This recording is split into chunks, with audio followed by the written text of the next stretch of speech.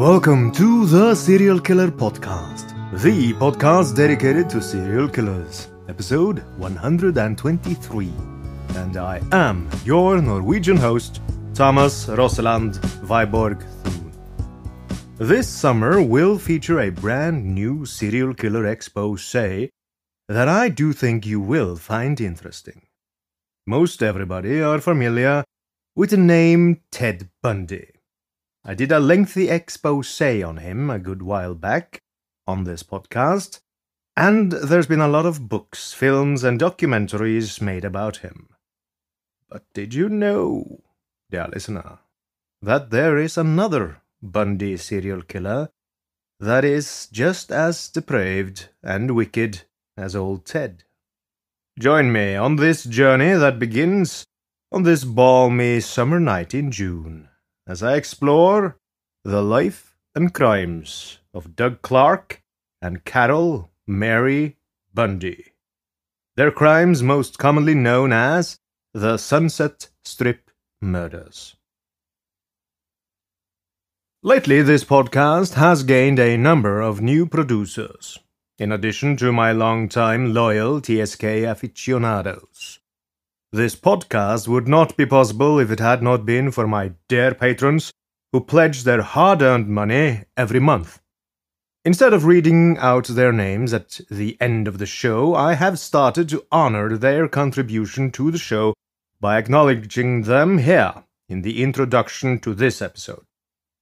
These 22 of the foremost patrons of the Serial Killer Podcast are Amber, Anne, Anthony, Cassandra, Christy, Evan, James, Jennifer, Jesse, Kathy, Lisa, Lisbeth, Mark, Mickey, Monica, Philip, Russell, Samantha, Skortnia, Troy, Vanessa, and Zasha. You really help produce this show, and you have my deepest gratitude. Thank you. If you wish to join this exclusive club of TSK producers, go to theserialkillerpodcast.com/donate and pledge $15 or more to have your name read live on this show. This episode is 100% sponsored ad-free. So, this following part is important. I know no one likes e-begging, and especially in these trying times. However, this podcast is 100% free to listen to, and I, as everyone else, have bills and audio engineers to pay. So if, and only if, you can afford a cup of coffee from your local cafe, consider donating the same amount on patreon.com/theserialkillerpodcast to support your humble host. Donating on Patreon does not come without benefits. If you join the TSK $10 Plus Club, you get access to 100% exclusive and ad-free bonus episodes where I go into detail in other dark areas of human behavior. The latest episode takes you on a journey to the old Wild West. So don't miss out. Head on over to patreon.com/theserialkillerpodcast and join now.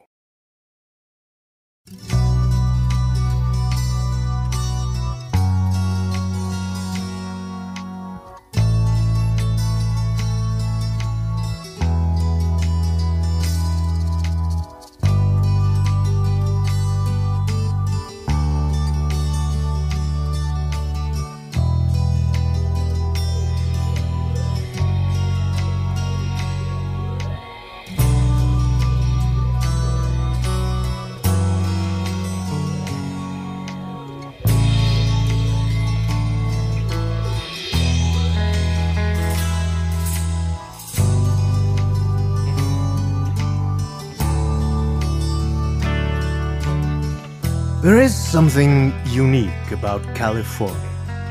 Perhaps it's its proximity to all the hollow, fake, and superficial glitter and glam of Hollywood. Perhaps it's the constant burning sun. Or perhaps it's all the attractive California boys and girls that lure out so many of the world's most depraved and infamous serial killers. the original Night Stalker, aka the Golden State Killer, Richard Ramirez, the Hillside Stranglers, the Grim Sleeper, Randy Kraft, the Freeway Killer, Juan Corona, Charles Ng, and of course, the Zodiac. They all had sunny California as their hunting ground.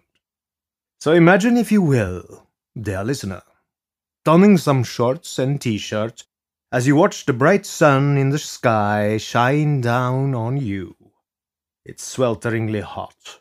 The asphalt beneath your sneakers radiate heat, so that the very air itself shimmers. It's around 1 p.m. The day is Thursday. The date, the 12th of June. The year, exactly 40 years ago, at the very pinnacle of the golden age of serial murder, 1980. You're working along the Ventura Freeway embankment. Your work buddy suddenly stops dead in his tracks and lets out a surprised and terrified shout. Amongst the trash of discarded fast food containers, soda bottles, cigarette butts, plastic bags, and roadkill, something looking more like a mannequin than a person lies almost naked face down in the thick brush next to you. When the police arrive, they ascertain that the girl has been shot in the head with a small caliber weapon. Not far along the same road, a second girl also lay dead. She was blonde, and she had been shot as well, in the head and chest, but her pink jumpsuit had not been removed. Nevertheless, it was slit up the leg as if whoever had killed her had been interested in some unknown but certainly depraved post-mortem activity. Apparently, the girls had been killed elsewhere and then dumped down the sloping embankment. Dumped very much in the same manner as someone might dump regular trash. The young girls had no ID on them, and their bodies were bloated from spending several hours that day in the sun. Even for Los Angeles, it had been an unusually hot summer. The police realized that unless someone reported them missing, it would not be easy to make an identification.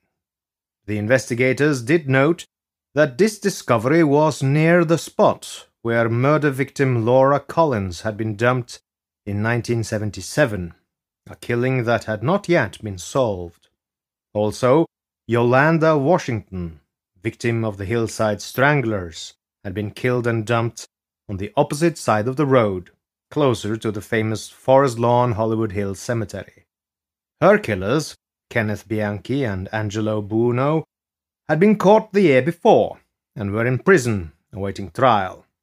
But such murders often inspire copycats.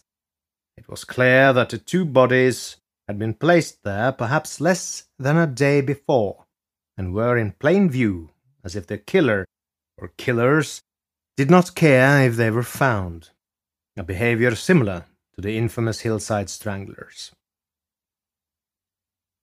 The next day, as the Dow Jones hit 876 on the New York Stock Exchange, on Friday the 13th, Angelo Marano of Huntington Beach entered the city morgue to look at the bodies.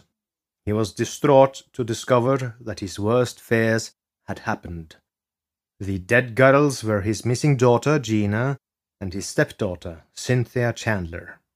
Gina was only 15, Cynthia 16. He and his wife had been looking for them for more than a day, and when he'd seen the news report, he'd gone straight to the police. Despite the family's request to be left alone, there were people who would talk about the girls to reporters, and it turned out that they were drug abusers, truants, and frequent runaways. It was not even clear when they'd last been seen, although they often hung out on the Sunset Strip, where prostitutes could be picked up. In other words, the media made it sound as if they had indulged in risky behavior. The phrase victim blaming was in no way common 40 years ago, and the phrase those girls were asking for it behaving like that was probably bandied about in lunchrooms all over California at the time. The autopsies indicated that when she was found, Cynthia had been dead for more than 12 hours, placing time of death around midnight. She clearly had been dragged across a rough place after she was killed. Gina had been shot twice in the head, and there was no obvious sign on either girl of sexual assault, although semen was located inside the vagina of one of them. There was some discussion among the police of possible necrophilic activity. Not long after the media started reporting about the two dead girls, a call came into the station from a woman who implicated her boyfriend in the killings. She refused to offer details that could help to locate him. She could have just been a crank caller, always an accompaniment to such crimes, but she was correct about how the murders had been done. She knew details that had not been released to the media. Her report that she and her boyfriend had recently washed the car inside and out was consistent with the way a killer would act who wished to remove evidence. But the line was cut off, and she did not call back. If she had, some lives could have been saved, and the woman might not have ended up taking the path she did. 11 days passed, and 2 more girls were found shot in a similar fashion. Someone unnamed discovered the body of 24-year-old prostitute Karen Jones on Franklin Avenue just before dawn on the 23rd of June. She had been shot in the head with a small caliber pistol and dumped behind a Burbank steakhouse, although some accounts say the Burbank Studios. Not long after, around 7:15 a.m., the headless body of a woman believed to be in her 20s was discovered nude beside a steel trash bin. The bin was at the rear of a Studio City Sizzler restaurant in Los Angeles, California. Sergeant Al Gastaldo made a brief comment for the paper, and the incident took up 1 paragraph just below notices of a bomb threat that had evacuated a British plane and of an earthquake in the Riverside area of California. The victim was soon identified as 20-year-old Exie Wilson, also a prostitute and a friend of Karen Jones. A thorough search of the area failed to turn up her missing head. They had no leads as to who had murdered the girls. Then, on the morning of the 27th of June, Jonathan Caravello went down the alley near his apartment around 1 a.m. He tried to park his car, encountered resistance, and spotted an ornate wooden box that looked like some kind of treasure chest. It had an oversized lid. Hopeful that he had found something valuable, he went over to it. Part of the wood was shattered on the outside, as if someone had hit it or thrown it. Leaning over, he unlatched the metal clasp and lifted the lid. Inside was some coarse material, but it smelled odd. Rummaging past the material, he got the surprise of his life. Cradled in some discarded blue jeans and a t-shirt was a human head. He could see that this person was female and brunette, and that her mouth was slightly open. But he didn't pause for a closer look. It wasn't hard to see that this was no Hollywood prop. Caravello ran from the open box into his apartment to call the police. The head, which was considerably colder than the outside air, apparently had been frozen and then washed. It was soon connected via the cut marks with Exie Wilson. The head and body had been placed approximately 8 blocks apart. Inside the skull was a .25 caliber copper-jacketed bullet. Ballistics analysis determined that it was likely from an automatic known as a Raven. The bullet that had killed Exie was from the same gun that had killed the stepsisters. So was the bullet that had killed Karen Jones. they had a serial killer case on their hands, one who apparently did 2 murders at a time. The police held a news conference in the Parker Center, Los Angeles Police Department, where Lieutenant Ron Lewis was quoted in the Los Angeles Times as saying that Wilson and Jones had come to the city only 2 weeks earlier with their pimp, and both were from Little Rock, Arkansas. Jones had been found about 3 miles from where Wilson was dumped, and 2 miles from where the stepsisters were found. The pimp, who went by the name Albright, was questioned but was not considered a suspect. In fact, they had no suspects for these 4 murders and would not even make a public statement that they were linked. Jones said that he did not wish to compromise the investigation with speculations. He did say that it was likely that Wilson's head had been placed in the alley only a few hours before it had been found, which the press took to mean that her killer had kept the head with him, or her, for a few days. Jones insisted that the purpose of the conference was not to discuss evidence, but to solicit help from the public. In particular, he wanted to urge some anonymous callers who had contacted police early in the investigation to call again. The murder rate in the City of Angels that year reached an all-time high, as had the number of serial killers at large over the past several years, and people were calling the city the world's murder capital. The intense heat wave only exacerbated the violence. The Hillside Stranglers, killing cousins, had been arrested for a string of murders from 1977 to 78. Team killers Lawrence Bittaker and Ray Norris had tortured and murdered at least 5 young women in 1979. An unknown killer was targeting hapless men on Skid Row, and since 1972, someone had killed and dumped over 40 young men along the freeways south of the city. The primary suspect was William Bonin. There were several other killers who remained unidentified and at large, and now the police apparently had someone new to consider. The area homicide resources were stretched to the limit. No one was safe. Women, men, old, young, everyone was being targeted by killers, and the law-abiding citizens lived in fear, never knowing if they might be next.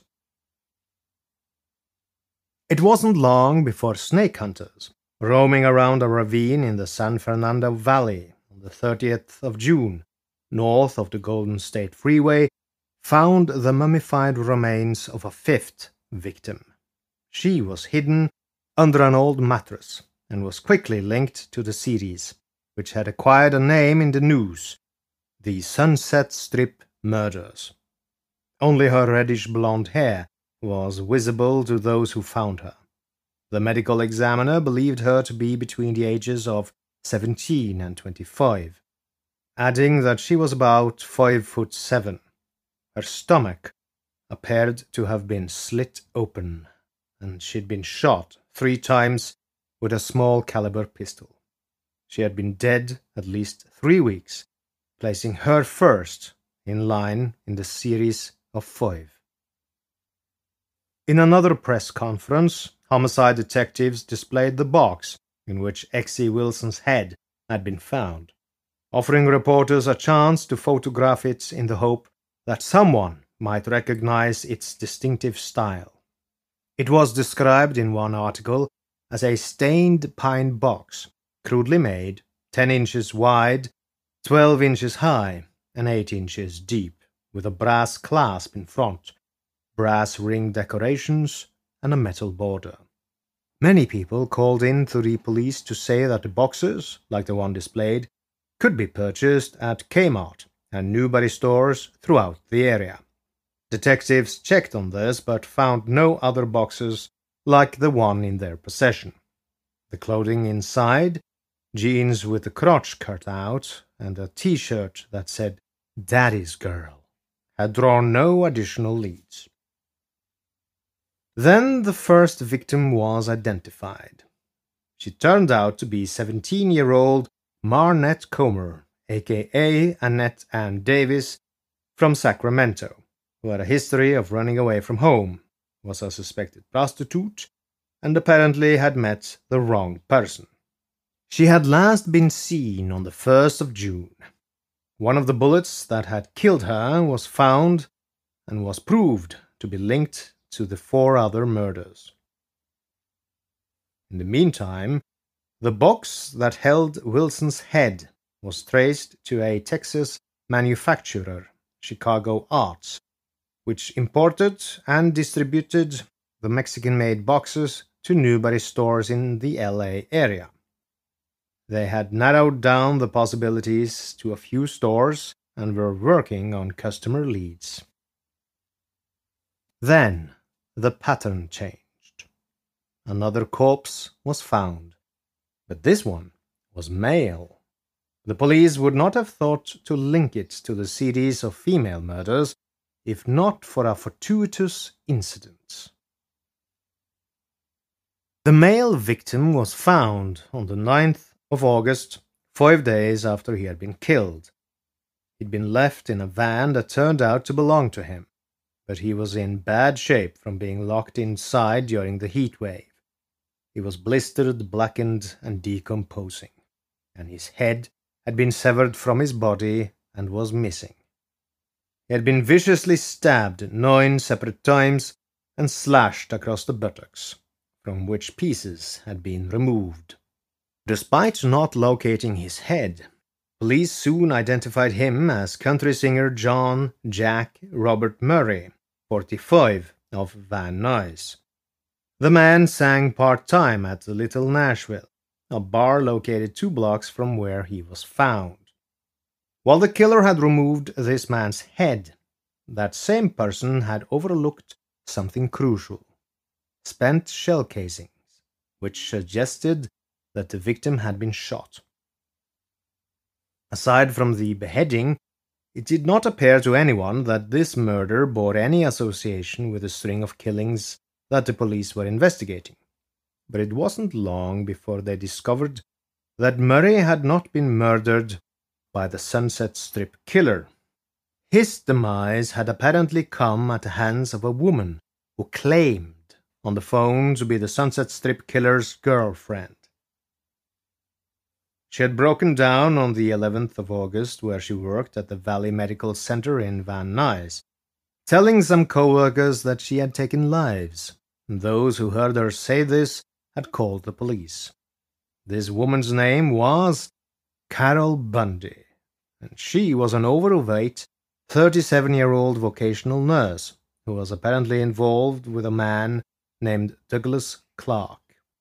The police went to Bundy's home, arrested her, and confiscated what she handed them.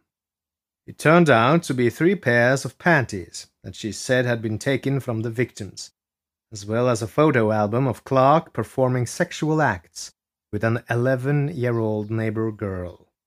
She also admitted that she had killed Jack Murray herself. Another team had already arrested Clark in Burbank, where he worked as a boiler engineer for the Jurgens Corporation.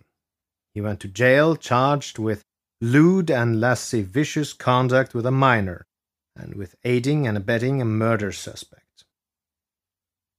While awaiting Clark's hearing, police had time to search for evidence of the more serious crimes of which Bundy was now accusing him of. His bail was set at $500,000, and he was assigned a public defender. It was an unusually high figure for bail, but the police feared that if Clark were freed, he would destroy evidence needed for a murder investigation. At Clark's workplace, a co-worker stumbled across the place in the boiler room where Clark had stashed the 225 caliber Raven automatics. The worker turned them in, and the police lab linked one of them via ballistics test to the 5 known victims. Clark was charged with those 5 murders. A pathologist got to work to determine if the same person had beheaded both Murray and Exie Wilson, but he determined that 2 different people had used 2 different knives, just as Bundy was telling them. Commander William Booth would not speculate for the press on the motives for the murders or how the 2 suspects were related, but he was quoted in the Los Angeles Times as saying, and I quote, "It is believed in several of the killings that sexual activity was involved." End quote. Carol Bundy was arraigned on the 13th of August 1980 in the murder of John Murray and ordered held without bail until her preliminary hearing in 2 weeks. The complaint noted that Murray had been killed because he was a witness to a crime, and Bundy wanted to prevent him from offering testimony. Reporters asked police if Murray had been the anonymous caller who had offered important information, but they declined to say. In fact, the media would eventually learn that it was Carol Bundy herself who had called after the murders of the stepsisters. As often happens in cases of killer couples, these 2 killers turned on each other, attempting to place blame for the murders on anyone but themselves. Eventually, their sordid story unfolded, at least according to Carol, who willingly confessed in detail to police, authors, and journalists, and also in court. Clark had his own story, but no one at the time took him seriously. And so ends part 1 of this tale of the Bundy serial killer you probably hadn't heard about. I hope you enjoyed listening to me telling it to you. The next episode, number 124 in number, will continue the tale of the Sunset Strip murders. So, as they say in the land of radio, stay tuned. Finally, I wish to thank you, dear listener, for listening. If you like this podcast, you can support it by donating on patreon.com/theserialkillerpodcast, by leaving a review on Apple Podcasts, facebook.com/theSKpodcast, or by posting on the subreddit The SK Podcast. Thank you. Good night and good luck.